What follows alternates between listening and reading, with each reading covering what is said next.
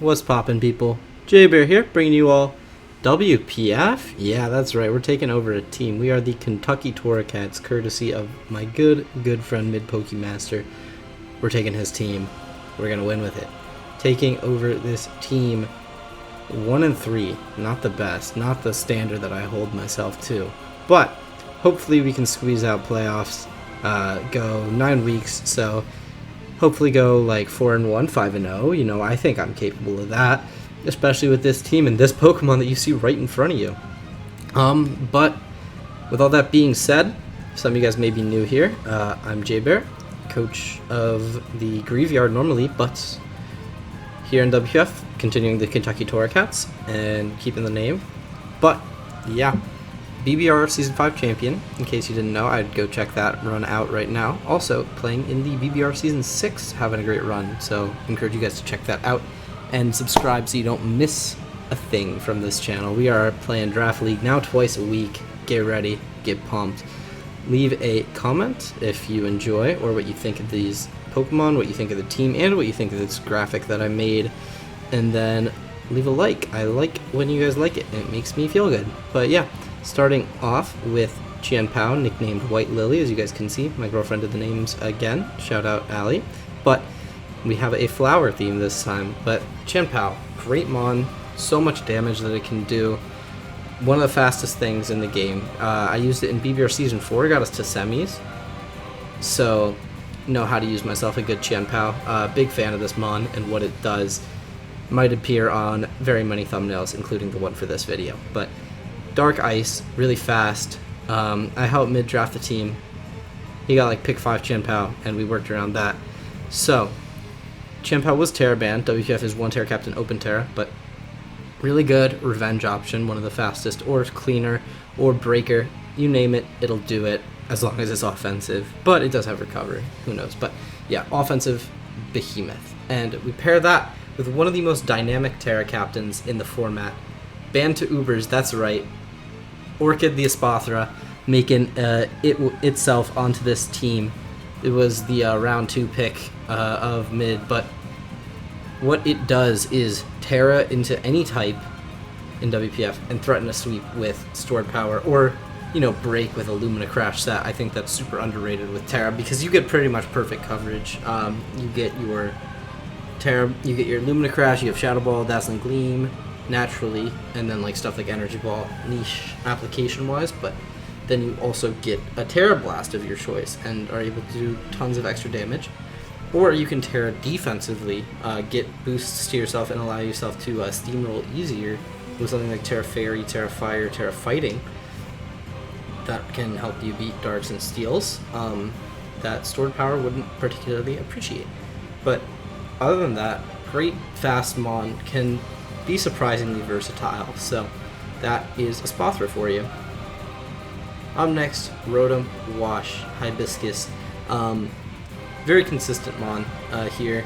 Great momentum is how we can win with Chien-Pao and Espathra, get it in on timely moments, and Rotom Wash is great at that with one of the best Volt Switches in the game because of that additional stab. Hydro Pump can do offensive pretty well, can do defensive pretty well.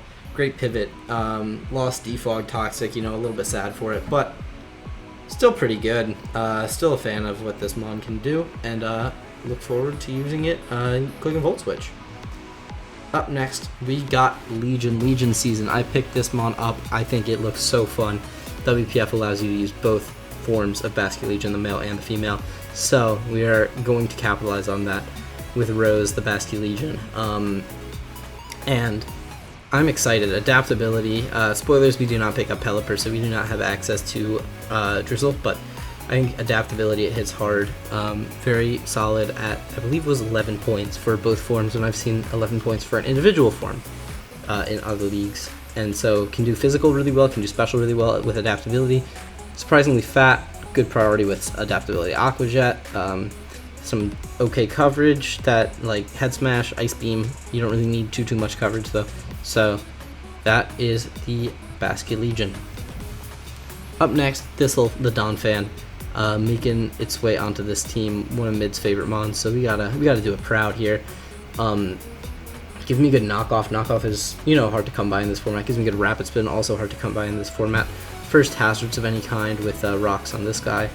And I'm happy with what Donphan provides, one of the most consistent spinners. Allows me to go weeks where Chien-Pao doesn't need boots is the main thing. And, you know, Chien-Pao can really be activated without boots. I'm not saying that it's a bad boots user, because it's still great with boots, but without boots, man, you never know. This mon will help enable that. Has some priority with Ice Shard, Knockoff, Earthquake, Rapid Spin, Stealth Rocks, a little bit of 4 move slot syndrome, but great mon to do what I needed to do.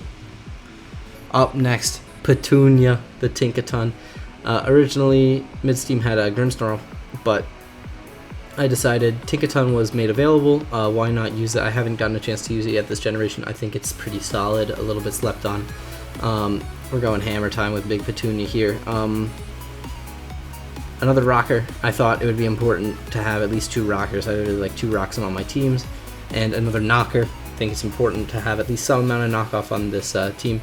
We don't have like super good hazard stack spoilers, but you know, knock is nice to remove potential boots, especially on this thing where like fires like to switch into like the stab combo, so can't be mad. Or like steals getting their lefties knocked is also pretty nice.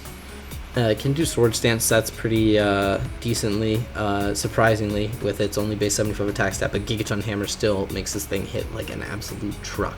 So yeah, that is our Tinkerton.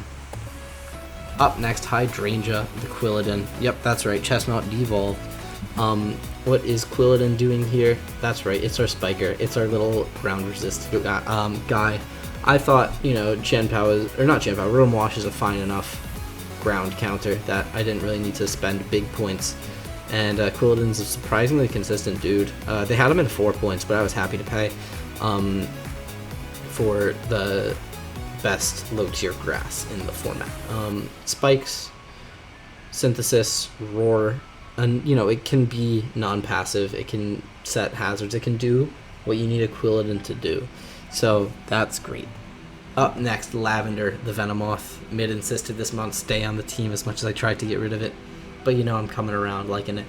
Gives me grounded poison, T-Spike access, but also a Quiver Dance Sleep Powder Sweeper with Tinted Lens, spamming those Bug Buzzes and Sludge Bombs. Generally, Bug Buzz is a bit better just because Steel is immune to Sludge Bomb, but you know, there are some matchups where the Steel is going to get exploited, or the Steel might not come, in which case Sludge Bomb is a tad bit better, because usually there's fewer things that Quad resist poison than Bug, and so Tinted Lens will get you through most everything with 1 move, leaving you room for Sleep Powder, Recovery, and Quiver Dance, which is nice. But also, you know, T-Spike bulky sets can do good work. And then second to last, Marigold, the Galarian Zapdos. Gonna put in the finest of work. Solid Mon. We didn't really have like a good consistent base 100 because not a lot of people creep a Spothra, which, you know, it is what it is. But strong breaker. You turn into Chien-Pao, generally pretty solid here. I really liked what G-Zap did for the team, and I'm happy to keep it with me. Pretty consistent Mon, especially going into Gen 9. And then lastly, we picked up regular Tauros. Begonia, I think, will be a great Mon for the team. Gives us a normal. We are a bit weak to ghosts because our darkest Chien-Pao, our normal is Tauros. But, you know, Tauros is actually surprisingly bulky. Can be, and has like Intimidate sets that can potentially do work. Although, what physical ghosts are we really worried about? I don't know, you tell me. But strong sheer force option. I figured, you know, there are some Tauros matchups where it's sneaky good, and yeah, I'm excited to be able to use that. And so yeah, that is the team. Let me know what you guys think. I'll scroll through it one more time, but hopefully we can pull this team back, take it to the playoffs. But yeah, with all that being said, until next time, J-Bear out. Peace.